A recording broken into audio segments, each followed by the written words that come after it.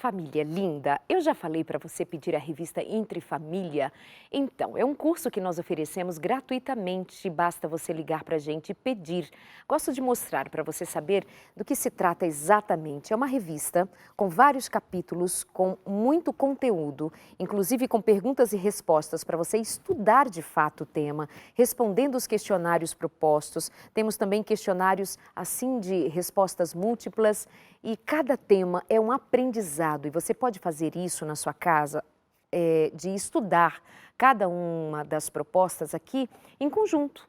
Senta a família, pais, filhos, os avós, as pessoas envolvidas ali e vão estudar cada tema. Leiam juntos, cada um lê um trecho, cada um responde uma pergunta, lê o questionário e joga a conversa na roda, põe todo mundo para participar, vamos interagir. Aí tem, por exemplo, aqui um capítulo que eu amo, sobre as emoções tóxicas, sobre os sentimentos, as emoções, aquilo que faz mal, as raivas, como você lida com a raiva por si só não é má, mas como é que você lida com a raiva, como é que vocês conversam sobre as emoções e os sentimentos em família, joga a questão e vão dialogar. E então a gente acredita ser uma proposta eficiente para você crescer, aumentar a sua qualidade de vida em família. Entre em contato com a gente, 0 operadora 12 21 27 31 21. Eu sei, eu falo rápido, vou devagar. 0 operadora 12 21 27 31 21. E vou dar agora para você o número do WhatsApp. Esse é facílimo, não vai gastar nada além, não vai gastar os seus dados, vai ficar certinho de só você mandar uma mensagem dizendo que quer a revista Entre Família. E aí nós vamos te perguntar alguns dados, claro, para fazermos o seu cadastro. O nosso número de WhatsApp é 981001615. 981001615, o DDD é 12 para falar com a gente sempre. Muito obrigada por você acreditar na nossa proposta e investir na sua família. Parabéns para você. Vamos continuar aqui hoje falando sobre abuso sexual. Bulinaram com você? Tem crianças que estão em situação de muito sofrimento e os pais nem estão prestando atenção, nem desconfiam, porque quem diria, né? Isso é coisa que a gente escuta na casa do vizinho, ouviu falar, é notícia no jornal, pedofilia longe da gente, mas os dados mostram que é alguma coisa que está dentro de casa, perto, com as pessoas mais insuspeitas. E é bom que você tenha informação e é bom que você saiba que algo libertador é quebrar o silêncio, é contar para alguém, é enfrentar o medo. Quem ameaça não vai cumprir essa ameaça, acredite nisso. E nós temos hoje aqui duas convidadas que são as psicólogas do dia e também aquela que vem contar da sua própria experiência, que é a Mima Souza, acompanhada da psicóloga Vanessa de Oliveira e da psicóloga Ana Flávia. Volto aqui com você, Mima. Um dia você estava assistindo um jornal e viu uma reportagem. Você se deu conta de que aquilo tinha a ver com você, você estava sendo abusada. O que você fez? Você tem memória daquele tempo também? Eu tenho vagamente uma memória, né, assim. Eu lembro que quando ele vinha se aproximar de mim, eu falei pra ele, chamava ele de tio, né? Tio, você é um pedófilo. E aí, sabe aquele, sei lá, parecia que uma então capa a sua dentro. forma de quebrar o silêncio Eu foi falei pra ele. confrontá-lo. Aí falei pra ele que ele estava fazendo isso e que eu ia denunciar ele. Mas eu só falei isso porque eu vi na reportagem que denunciaram. Eu não sei se foi a pessoa que abusou, denunciou, mas alguém denunciou. E aí foi que eu falei, você não vai mais encostar a mão em mim porque você é um pedófilo. Vou contar pra minha mãe. E aí foi quando eu, assim, pela primeira vez, eu tive coragem de falar. E foi tão libertador, porque eu comecei a cuidar do meu próprio corpo e ter noção que aquilo não era certo, né? Porque eu tinha 5 anos, pra mim eu já nasci e toda a família passava por isso. Ninguém nunca me ensinou que eu tinha que cuidar do meu corpo. Só eu podia mexer no meu corpo. Né, Isso é Ana? muito importante, né? Fica uma dica aí para os pais, para os cuidadores, porque a criança, ela tem na família como a sua primeira concepção de mundo. Claro. Então, se aquilo está acontecendo de uma forma natural, para ela, isso faz parte, né? Então, quando os pais, eles já têm essa questão, os pais ou os cuidadores, já têm essa questão de orientar a criança a respeito dos cuidados com o próprio corpo, esse é o canal, porque a informação, ela muda tudo, né? A boa informação, ela muda o rumo de uma história. Acho até bacana quando ela vem aqui para contar isso, de certa forma ela recebeu essa informação pelo jornal e ela está transmitindo essa informação por aqui também, pela televisão, né? Quando você o confronta, ameaça, ele reage como? Agora ele te respeitou? Eu não lembro muito bem como que foi. Eu lembro eu falando Mas pra ali ele, cessou o abuso, Isso. nunca mais ele te tocou. ainda continuou mais 2 anos, mas era pausadamente, sabe? Esporádico. Pausadamente, não era porque eram todos os dias. Durante 7 anos eram todos Só os uma dias. questão, Mima, aí você contou para sua mãe, foi nesse momento que ela confrontou você e ele, né? E você voltou atrás, alguma coisa assim? Eu não entendi a pergunta. Você disse que quando você tinha 12 anos, você Sim. chegou a contar para sua mãe. Aí foi quando ela não acreditou. Foi quando ela não acreditou. Por que eu tô perguntando Porque ela colocou isso? ele frente a frente e aí eu fiquei com medo e falei, não, mãe, é tudo mentira, eu queria só separar vocês, E essa sabe? postura, não mãe, é tudo mentira, essa retratação, ela realmente acontece, porque a criança ou adolescente, ele fica com muito medo.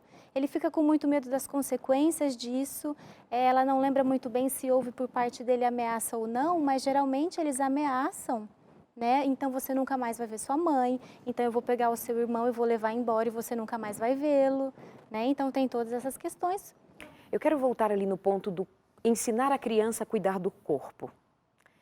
Nós estamos falando ainda para um número grande de pais, certamente, que foi mal criado no que diz respeito ao sexo, né? à sexualidade. E que ainda é muito normal entre nós nem dar nome aos órgãos genitais. Exatamente.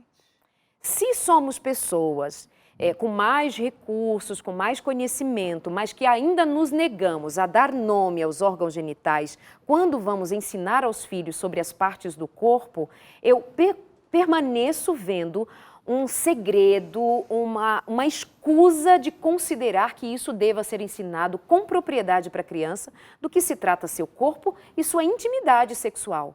Filho, não vai tocar no seu olho, o nome disso é vagina, o nome disso é pênis. Eu acho que isso é se apropriar de uma verdade e fazer a criança tomar essa consciência que você demorou a tomar, que é sobre quem eu sou enquanto corpo. Eu sei os nomes, eu sei qual é a função, eu sei o que significa a minha existência enquanto corpo, não? E até qual é o nome do toque certo. Porque o que eu ouço muito, foi estupro, teve penetração? Não, então não foi um abuso.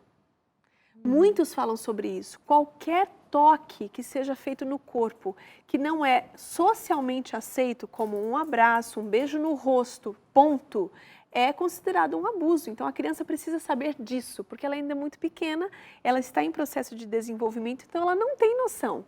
Então aquilo, o toque íntimo é feito apenas entre o pai e a mãe. Qualquer toque diferente é considerado um abuso ou sendo bulinada. Então precisa ser dito para a criança, olha, qualquer pessoa que tocar no seu bumbum, no seu ânus, na sua vagina, no seu pênis, ou que se esfregar em você, ou que colocar a boca em qualquer parte íntima do seu corpo, no peito, na vagina, qualquer parte, isso é um abuso. E eu vou te proteger. Sempre me conte, porque eu sempre vou tomar o seu partido. Eu nunca vou deixar você desprotegido. Agora, e essa amiga, segurança. como é que ela vai passar isso, ou ele? Como é que vai ser dito isso à criança?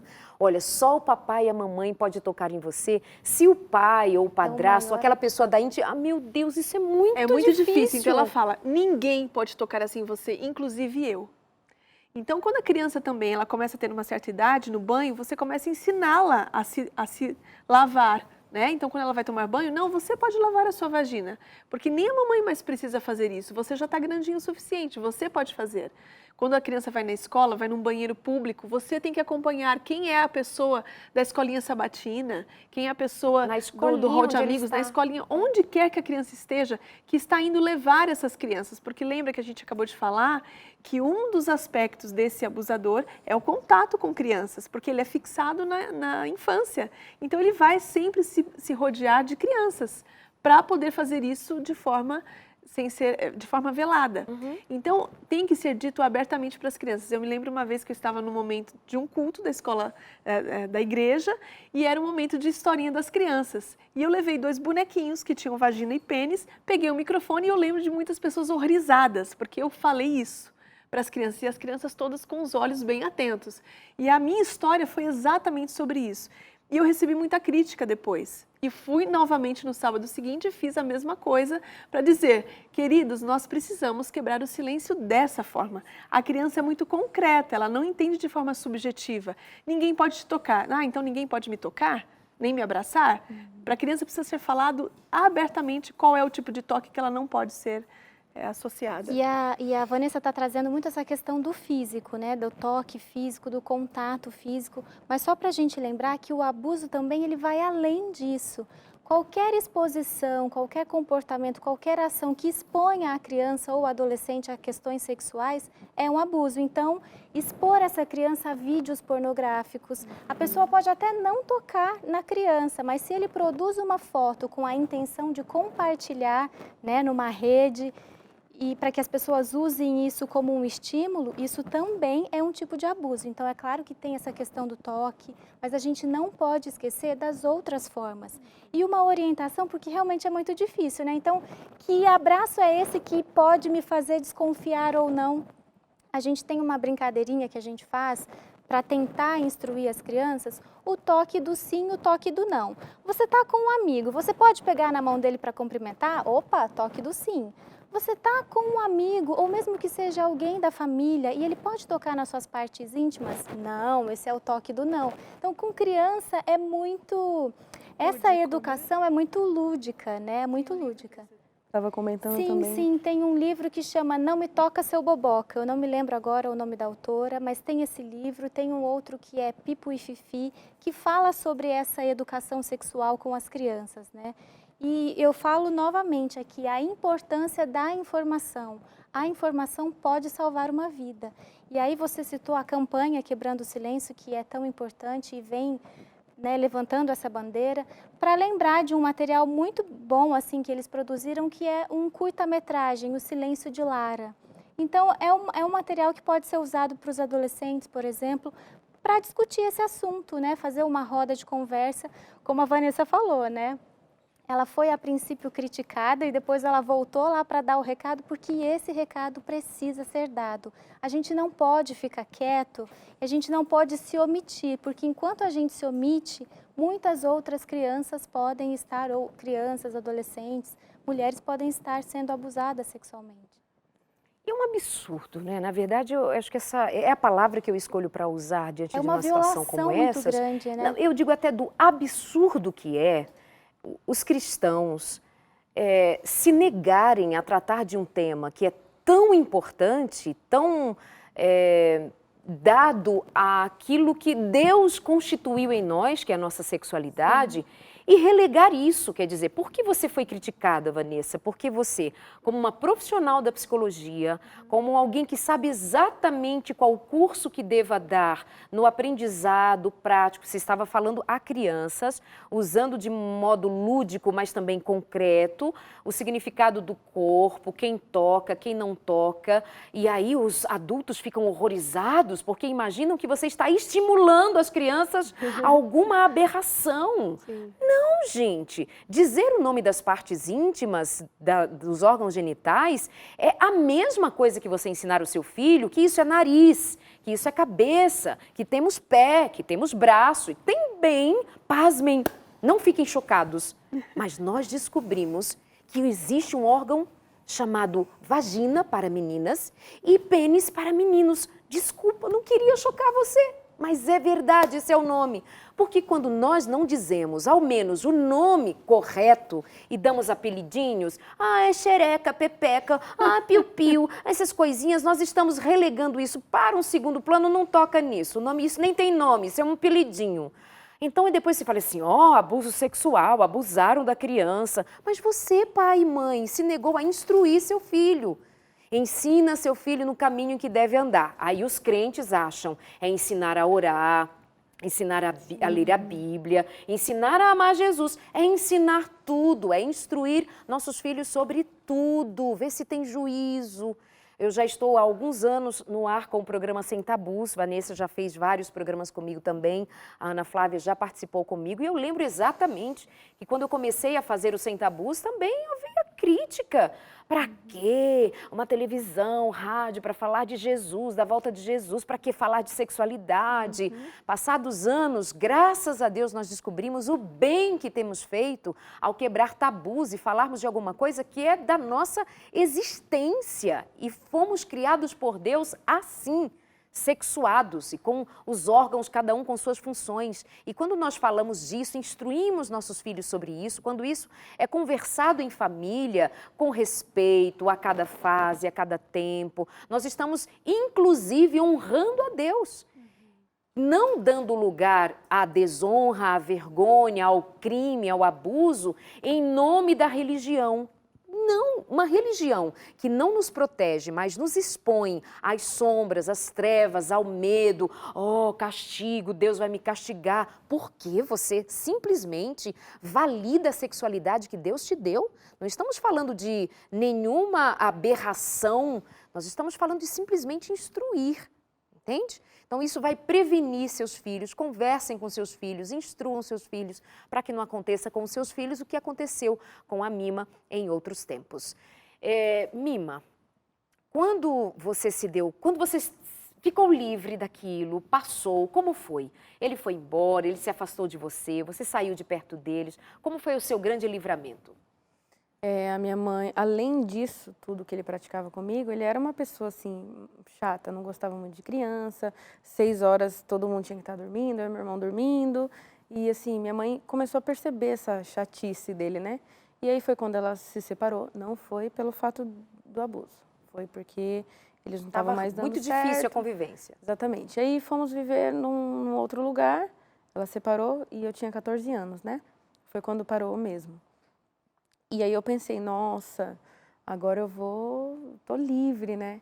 Só que demorou um pouco para eu me acostumar. Eu acordava no meio da noite e eu sentia que alguém estava me espionando, ou então eu tinha que acordar eu tinha que dormir só um pouquinho, porque depois eu tinha que ficar de vigilância, sei lá, eu tinha a sensação que alguém ia fazer tudo aquilo de novo, novamente. E foi bem difícil, assim, eu acho que é um ano, é só o tempo, né, que vai fazendo você cicatrizar e tal. Mas foi muito difícil, assim, essa mudança, assim, né. Uma hora tudo isso acontecia e agora não mais. Mas ainda tinha o fantasma lá do medo. Tinha. Que diferença de idade tem entre você e seu irmão? 6 anos. Em que momento seu irmão soube disso? Muito tempo depois, né? Depois Ele era tão pequeno. a minha mãe soube mesmo, eu estava contando para uma prima, e aí ela ouviu e... Assim, eu tenho mais detalhes em outros programas, que eu também participei aqui na Novo Tempo, que se alguém quiser assistir a fundo, pode ir lá. Mas assim, só falando por cima, eu tinha 16 anos quando ela descobriu. Não foi eu falando para ela, foi eu falando para outra pessoa, ela descobriu. E realmente ela viu que realmente tinha passado por tudo aquilo, né? Uau, meninas. Muito difícil. Você fica assim olhando pra Mima, querendo cuidar levar ela dela, pro né? consultório e falar, eu vou cuidar. Mas eu sou empoderada, e quem me conhece sabe que eu sou empoderada. É desde criança. É empoderada desde criança, É. né? Porque ela firmou-se dentro dessa rocha. Sou uma rocha para sobreviver. Mas por trás de toda a rocha existe uma criança que foi negligenciada, existe uma criança que foi, de alguma forma, abandonada. E ela foi até numa idade onde ela era sexualizada, já porque ela já era uma adolescente. Então, às vezes, vem a culpa também de sentir falta de aquilo que era uma constância. O hábito também faz com que a gente sinta, de alguma forma, o prazer e desprazer. E tem muitos pacientes que conseguem contar assim, depois de sessões e sessões, ao longo de choros, né, uma catarse poderosa, dizendo assim, eu senti algum tipo de prazer e essa é a minha culpa. E eu vivo me autopunindo porque era o meu pai que fazia isso comigo. Então, lidar com a culpa é muito difícil para quem sofreu abuso. Dependendo do nível do abuso, do tipo de abuso que a pessoa sofreu, ela não consegue se empoderar como ela, né, porque ela conseguiu reverter a situação e vir agora com força para a vida. Tem muitas pessoas que não, que entram num processo de depressão, de ansiedade, de pânico e que precisa buscar ajuda. E também tem o outro lado, dessas pessoas que também foram de alguma forma abusadas e negligenciadas e que passaram a ser agressores. Esses também estão aí para serem ajudados porque são sujeitos. Todos os réus precisam de alguma forma de redenção. E a gente também não pode negligenciá-los, né? Então, esses também precisam de ajuda. Esses também podem romper esse ciclo e ter uma vida diferenciada. Você não se cura, você vai lidar para o resto da vida com esse fantasma, mas você aprende a administrar e a lidar com esse problema. Tanto quem foi abusado, quanto o abusador. Então, quanto mais a gente fala, mais a gente elabora. Então, é uma forma também dela elaborar o luto de tudo aquilo que foi vivido. E é importante que se faça terapia, porque para que isso pare na geração dela e com a história dela. Porque a tendência é, como a mãe também sofreu o tipo de abuso, ela também foi negligente em relação ao abuso que a filha sofreu.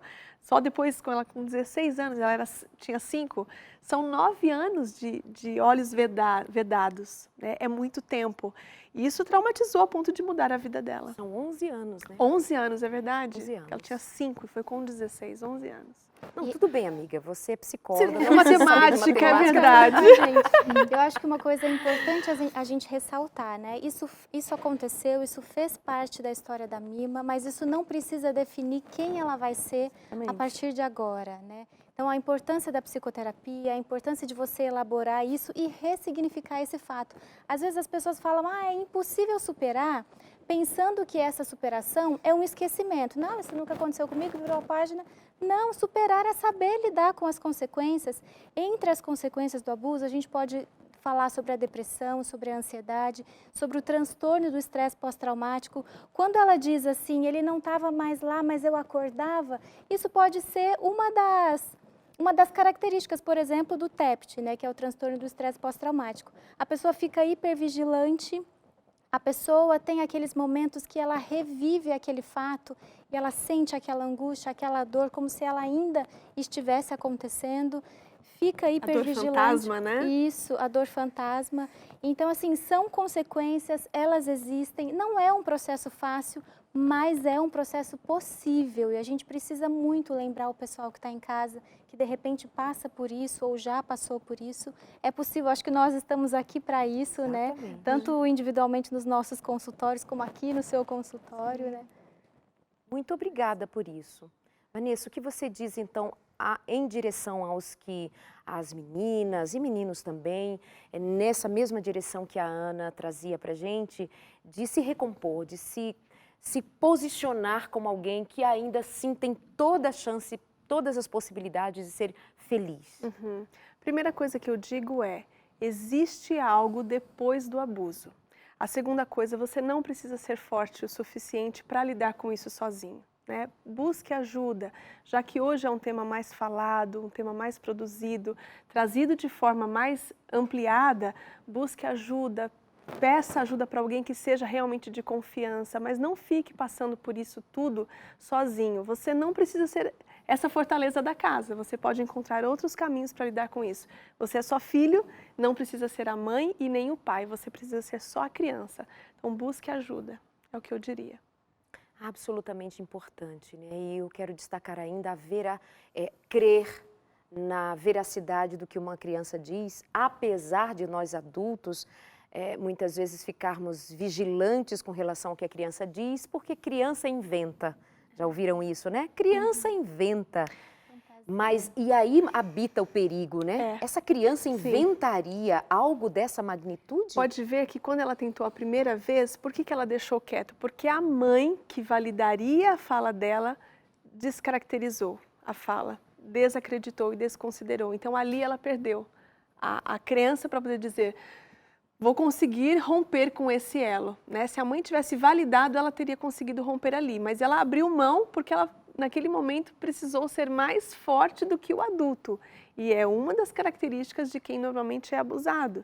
Então, por isso que eu falei sobre a questão da força, porque toda criança que sofre algum tipo de abuso, ela olha para o contexto da família e ela pensa, vai acontecer uma desgraça, vai matar, vai ser preso, a culpa vai ser minha, eu vou degringolar com tudo isso. Então, a minha dor é menor do que a dor que eu vou causar no todo. Então, eu aguento. Eu vou aguentar. Era isso que eu pensava quando, por exemplo, o meu irmão vai crescer com o pai na cadeia. Eu não admitia isso.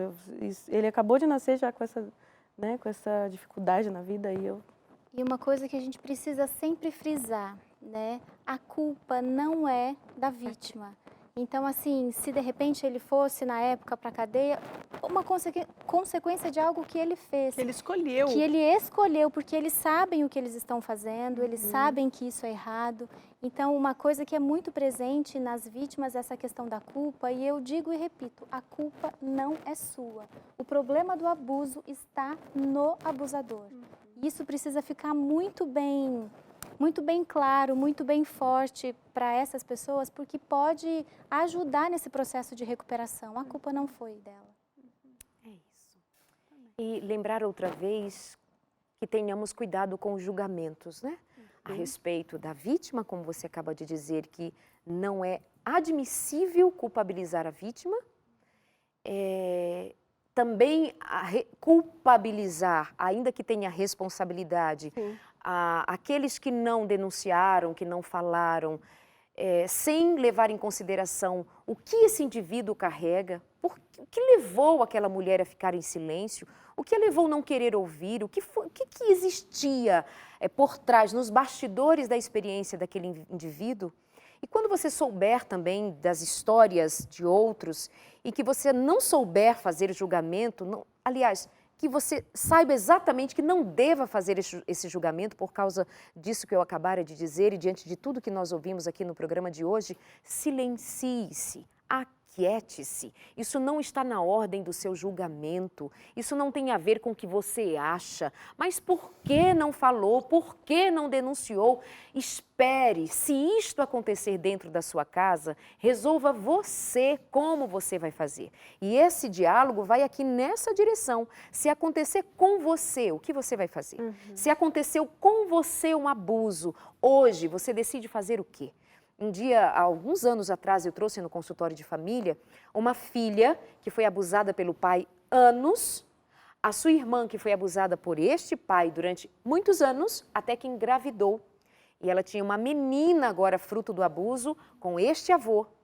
Passou de profissional a outro profissional e todos com muito medo e o sigilo, como fazer, até que um psicólogo diz assim, ou você denuncia e quebra esse ciclo, ou eu não serei cúmplice e vou denunciá-lo. Denunciar, exato. Foi ali que rompeu o medo de ir para a cadeia, o medo que faria, mas agora havia um medo, como é que vocês agora vão lidar em contar para essa menina, que já é uma adolescente, que o pai dela é o avô? Então, para alguém dizer, mas como assim? É um absurdo mesmo. É um absurdo você imaginar como essas meninas conviveram com o pai que era o abusador até que engravidou uma filha. É um absurdo mesmo. Mas você nunca esteve no ambiente daquela família para saber o que constituía aquela dor no aparato geral da existência daquilo como família. Então, fazer o quê? Se não cuidar da nossa própria vida, cuide dos seus filhos, cuide de quem você souber que está sendo abusado, denuncie, fale, mas em termos de julgamento, ó, quietinho, porque cada um carrega uma dor que não sabemos nomear. Obrigada. Deus te abençoe, Mima. Obrigada, amigas. Obrigada a você. Até o próximo programa.